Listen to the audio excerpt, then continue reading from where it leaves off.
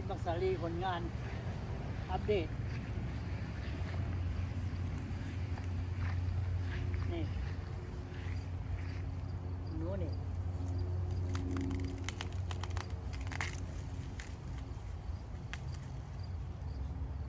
เด็ดเด้อผลงาน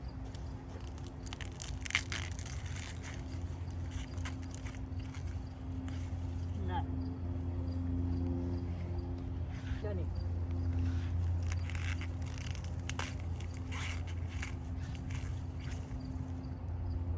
สามแล้ว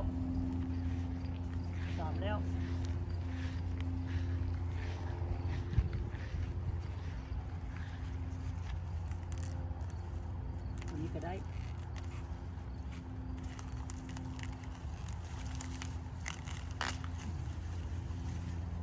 สี่โอ้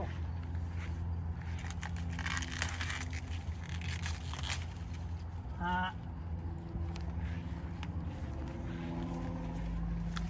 โอ้ตัวนี้หกฮ่าฮ่าเจ็ด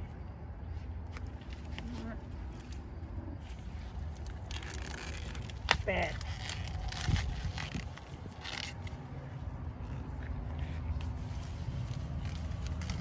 เก้า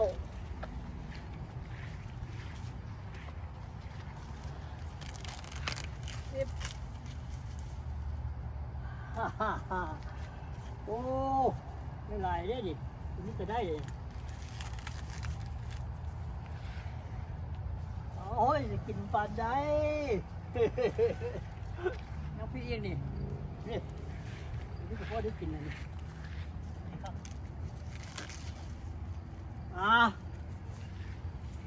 ได้กำหนึ่ง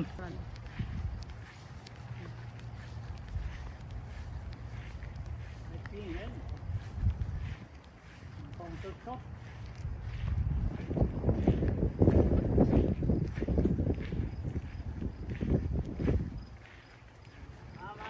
มาปิ้งปิ้งก่อนเด้อมา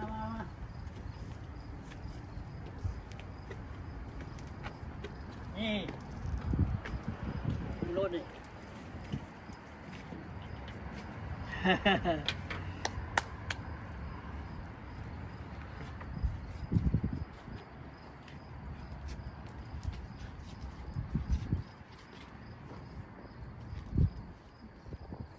ของแท้เด้อเด้อบ่ได้เฮ็ดลิ้นเด้อเด้อของแท้ที่ได้เบิ่งรถนี่ผลงานบุกสาลีสำหรับปีนี้เด้อนะเอากินทำได้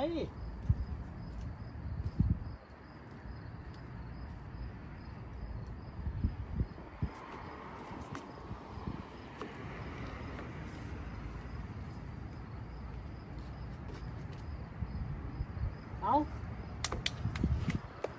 เราท่าสิสุกเลยสิจีเขาเบิ่งแล้วสิกินเขาเบิ่งเด้อผลงานกูดจ๊อบวันนี้มักทั่วอีกได้ไหมเด้อมักทั่วโอ้โหยาวแท้โอ้มักทั่วเนี่ยมักทั่ว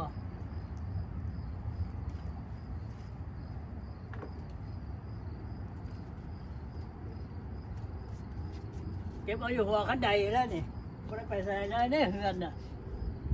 ไม่ได้ไปไกลเลยนู้นนี่เอาสำได้นี่มันยังงอดอยู่พอเก็บมันนู้นตัวนี้นี่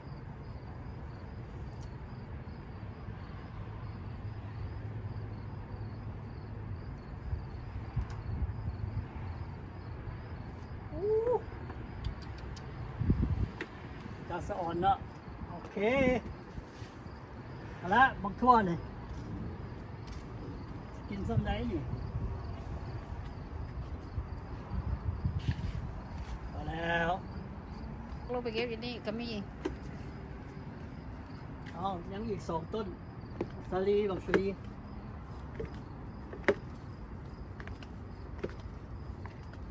ตัวนี้ยังบ่ได้ตัวนี้ได้แล้วนี่นี่ตัวนี้ได้แล้วนี่ตัวนี้ก็ได้นี่ อืมอืม อ๋อโอเค อืม เนี่ย อืม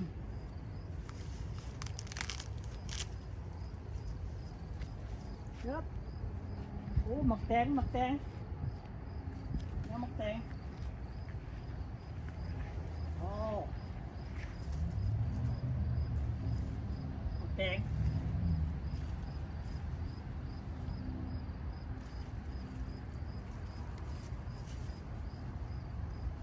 2-3 หน่วยจะรออยู่เด็กนี่น้อยนี่ข้างนี่วะเอาได้วะ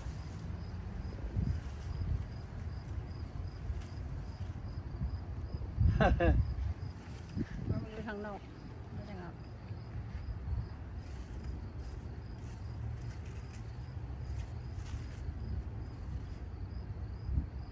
อืม โอ้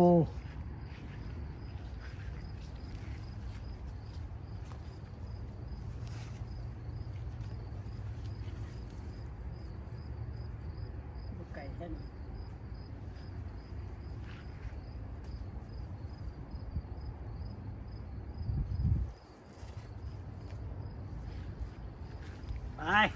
ไปตำมาดิได้แล้ว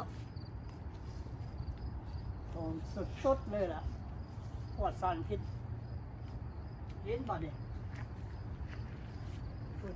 ยังนอนอยู่เรืออยู่นี่เนี่ยด้วยนี่ อืม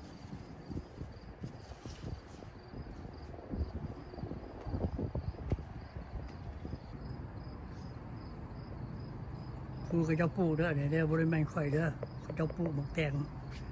หมักสลีหมักสลีมันข่อยปลูกหมักแตงก็ปลูกอยู่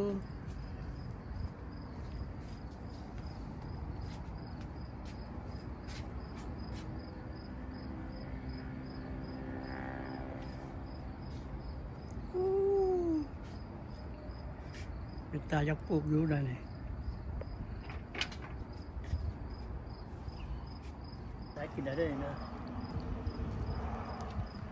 คือจะเสร็จเอง